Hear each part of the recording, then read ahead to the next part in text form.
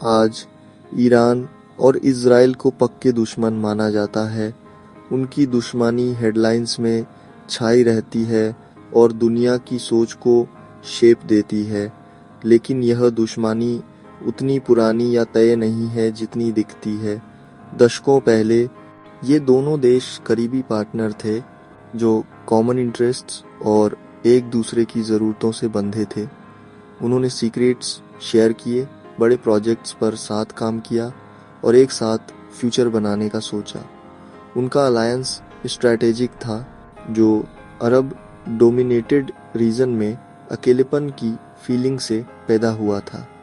दोनों को ताकतवर पड़ोसियों से खतरा महसूस होता था। यह भूला हुआ चैप्टर इस बात को चैलेंज करता है कि उनकी दुश्मनी परमानेंट है। यह दिखाता है कि अलायंस बदल सकते हैं और दुश्मन दोस्त बन सकते हैं। इजराइल और ईरान की कहानी यह साबित करती है कि इंटरनेशनल रिलेशंस चॉइस से बनते हैं, डेस्टिनी से नहीं। 1948 में इजराइल के बनने के बाद शाह मोहम्मद रज़ा पहलवी के अंडर ईरान ने एक बोल्ड स्टेप लिया, इजराइल को डी फैक्टो रिकॉग्निशन देना। शाह ने इजराइल को बढ़ती अरब नेशनलिज्म के खिलाफ एक स्ट्रेटेजिक पार्टनर के रूप में देखा, खासकर नासिर के मिस्र के खिलाफ। यह अलायंस साझा डर और आपसी फायदों से मजबूत हुआ।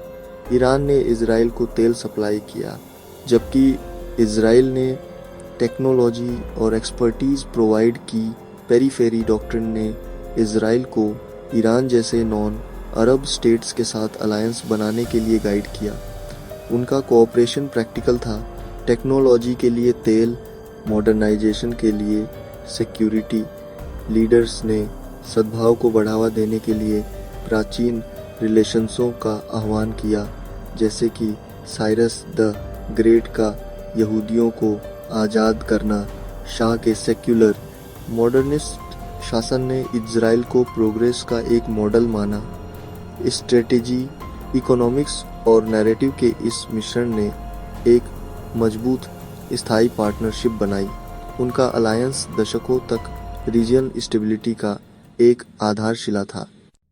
शाह के दौर में इजराइल और ईरान का कोऑपरेशन गहरा था, खासकर मिलिट्री और इंटेलिजेंस में।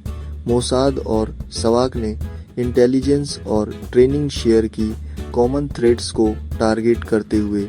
इजराइल ने ईरान को एडवांस्ड वेपन्स बेचे, जिससे शाह की मिलिट्री को एक एज मिली। प्रोजेक्ट फ्लावर जैसे जॉइंट प्रोजेक्ट्स ने उनके ट्रस्ट को उजागर किया। सिक्योरिटी के अलावा इजराइल ने ईरान की एग्रीकल्चर और इंफ्रास्ट्रक्चर को मॉडर्नाइज करने में मदद की। इजरायली एक्सपर्ट्स ने इरिगेशन और फार्मिंग पर काम किया, जबकि ईरान इजरायली गुड्स के लिए एक की मार्केट बन गया। डायरेक्ट फ्लाइट्स ने तेल अवीव और तेहरान को जोड़ा और बिजनेस फला फूला। इजरायली और ईरानी खुले तौर पर घुल मिल गए, पर्सनल और प्रोफेशनल संबंध बनाए। इस प्रैक्टिकल पार्टनरशिप से दोनों पक्षों को असली फायदे हुए। लगभग 3 दशकों तक उनका अलायंस रीजन में एक शांत लेकिन महत्वपूर्ण शक्ति था। 1979 में ईरान की इस्लामिक क्रांति के साथ सब कुछ बदल गया।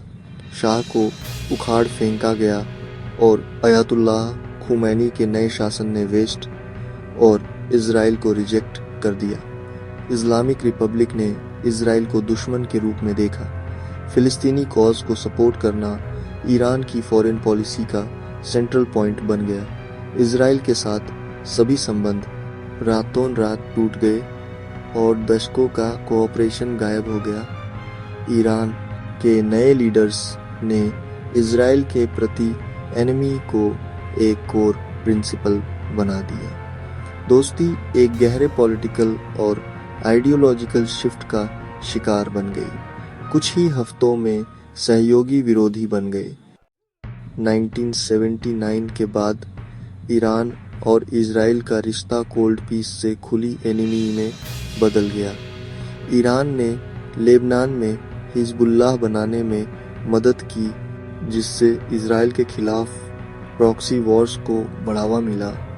हमास और इस्लामिक जिहाद जैसे ग्रुप्स के लिए समर्थन बढ़ा, जिससे शांति के प्रयासों को नुकसान पहुंचा।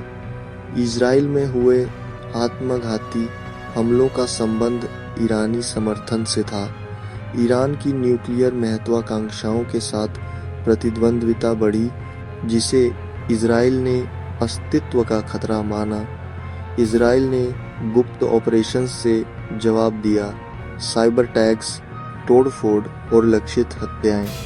रेटोरिक और भी चरम हो गई, जिसमें दोनों पक्षों ने भयानक परिणामों की धमकी दी। प्रॉक्सी कॉन्फ्लिक्ट्स पूरे क्षेत्र में फैल गए, सीरिया से लेकर फारसी खाड़ी तक। हर देश ने दूसरे को एक मौलिक खतरा माना।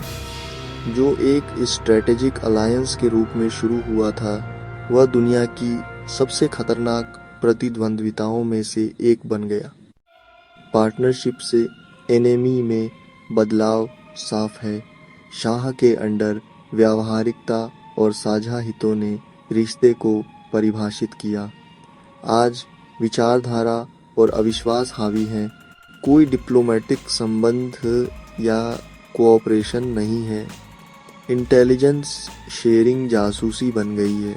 मिलिट्री पार्टनरशिप हथियारों की होड़ में बदल गई है। 1979 की क्रांति ने सब कुछ फिर से बदल दिया। भूगोल वही रहा, लेकिन राजनीति और विचारधारा बदल गई। शाह के धर्मनिरपेक्ष शासन ने इजराइल को आधुनिकीकरण के एक उपकरण के रूप में देखा। इस्लामिक गणराज्य इजराइल के विरोध को एक मूल पहचान के रूप में देखता है। इस बदलाव ने संघर्ष को कठोर और इमोशनल बना दिया, जो केवल भू राजनीति से कहीं परे था। कहानी दिखाती है कि कैसे एक घटना इतिहास के पाठ्यक्रम को बदल सकती है। मिडिल ईस्ट में राजनीति और विचारधारा सबसे मजबूत गठबंधनों को भी मात दे सकती है। इजराइल ईरान दोस्ती को याद करना हमेशा की एनिमी के मिथक को चुनौती देता है। उनका झगड़ा पुराना नहीं है, बल्कि अभी के पॉलिटिकल फैसलों का नतीजा है। ये हिस्ट्री साबित करती है कि दोस्ती और एनिमी पक्की नहीं होती। लीडरशिप और विचारधारा, न कि किस्मत, फॉरेन पॉलिसी को बनाती हैं। अगर सरकार या आइडियोलॉजियाँ बदलती हैं, तो रिश्ते भी बदल सकते हैं। यह सोच फ्यूचर के बारे में एक उम्मीद और एक चेतावनी देती है। यह हमें याद दिलाता है कि डिप्लोमेसी ने कभी पुल बनाए थे जहां अब जंग का खतरा है।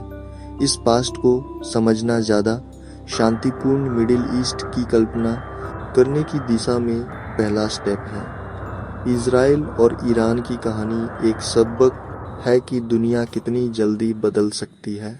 क्या आपको लगता है कि पुराने राइवल्स फिर से दोस्त बन सकते हैं, या कुछ डिवाइड्स इतने गहरे हैं कि उन्हें ब्रिज नहीं किया जा सकता? अपने विचार नीचे कमेंट्स में शेयर करें। अगर आपको ये इन्फॉर्मेटिव लगा तो इसे लाइक करें और हिस्ट्री के हिडन कॉर्नर्स से और अनटोल्ड स्टोरीज के लिए सब्सक्राइब करें। क्यूरियस रहें, सवाल पूछते रहें। मिलते हैं अगली वीडियो में।